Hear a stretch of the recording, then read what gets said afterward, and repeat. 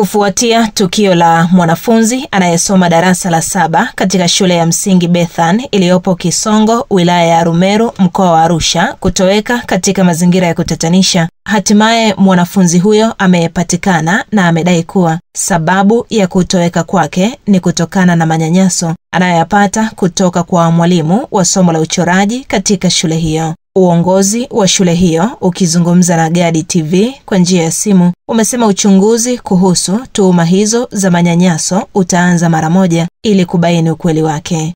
Hii ni Gadi TV, jina langu ni Aisa Msuya. Nilijikuta tu natembea mpaka nimetoka Kisongo mpaka kwenda kwa Uswahilini na kwenda mbele ya dampu. Ulienda kwa nani? Nilienda kwa mama mdogo, ila gari iliponishushia sio njia yenyewe. Kwa hiyo nilipokuwa natafuta njia ndio huko nikapotea. Kwa hiyo nikajikuta nimefika kwenye nyumba ya mwenyekiti, ndio nikakaa hapo kwa usiku wa Jumatatu.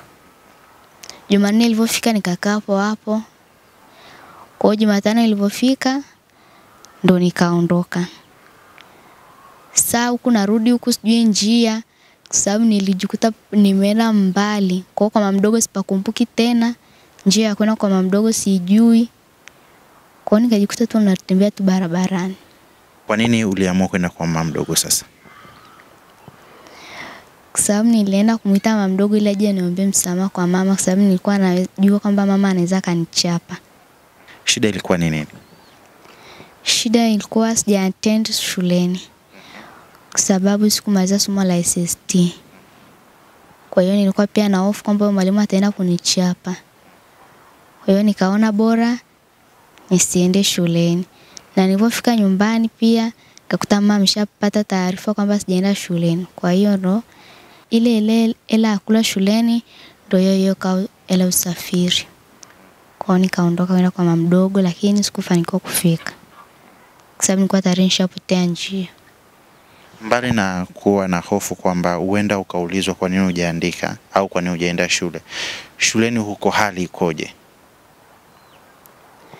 Shuleni niko vizuri na walimu wengine, ila huyu mwalimu akiingia kwenye kipindi chake anakuwa kama yani siko confident, sina amani.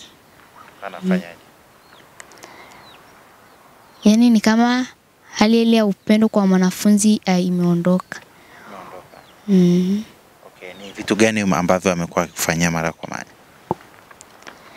Anaweza kanichapa, anaweza kupitia kuangalia kazi zake kwa wanafunzi wengine, anaweza kawaelekeza, lakini akifika kwangu anaweza kanifinya, kanipiga.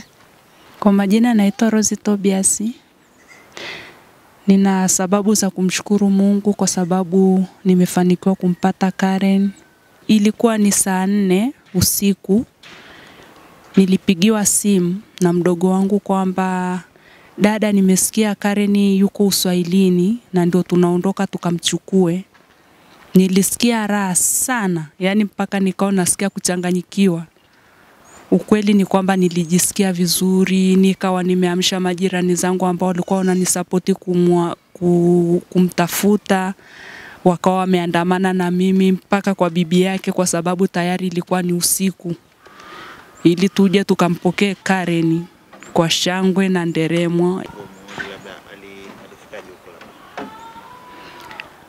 Kiukweli mimi sijamuoji Karen sana, isipokuwa huwa anapatana sana na dada yake.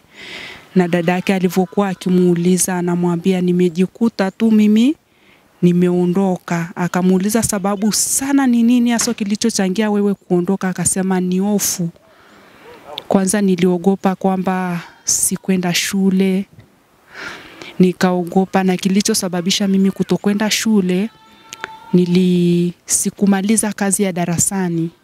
Na Jumatatu kuna mwalimu ambaye ndo kazi yake nilikuwa sijamaliza, na huyo mwalimu huwa ananichapa sana na kazi yake nilikuwa sijamaliza. Kwa hiyo nikawa na hofu ya kuingia darasani. Na baadaye wakati nimerudi nikaambiwa kwamba mama ameshafika nyumbani. Nikawa tena na hofu ya sijaenda shule, mama anaweza akanichapa, na kule shuleni anaweza akanipeleka nikachapwa.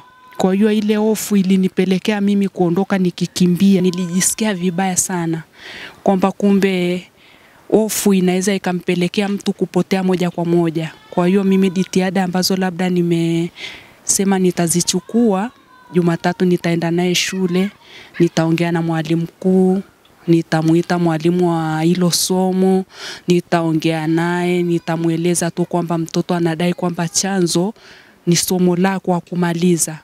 Yaani ninakachowasi walimu kwanza wawe marafiki na watoto, alafu wawapende watoto. Yaani pale mtoto anapokosa, yani jaribu kumuelewesha na kumtia moyo. Unadhani kwamba jamii inapaswa kujifunza nini kupitia tukio hili la Karen?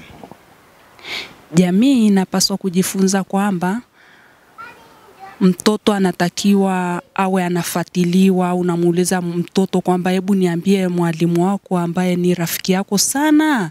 Yaani ukiwa na changamoto unamueleza. Kwa hiyo jamii inapaswa kumfuatilia mtoto ili mzazi ajue kabisa kwamba mtoto hana changamoto yoyote shuleni ya hofu. Inakaa sababishwa na mwalimu, labda imlete mtoto kutokwenda shule au kutokufika shule. Kwa maana ya mtoto kupotea, tunafahamu toka mwanzo. Na ndio na wakati hata juhudi za kumtafuta pia zinaanza. Tulikuwa tayari tumeshawasiliana na wazazi wake pia kwa ajili ya kudhibitisha pia yeye kutokuwepo shule. Lakini pia uwezekano pia wa kuweza kumpata. Tulifurahi baada ya kupatikana kwake, lakini kwa maana ya manyanyaso, kwa maana mwalimu anaye changamoto anazopitia kwenye somo la uchoraji, sijafanikiwa kupata hiyo. Labda sasa nifanye utaratibu wa kuchakata kwa kina ili nigundue kwamba ni nini kimetokea.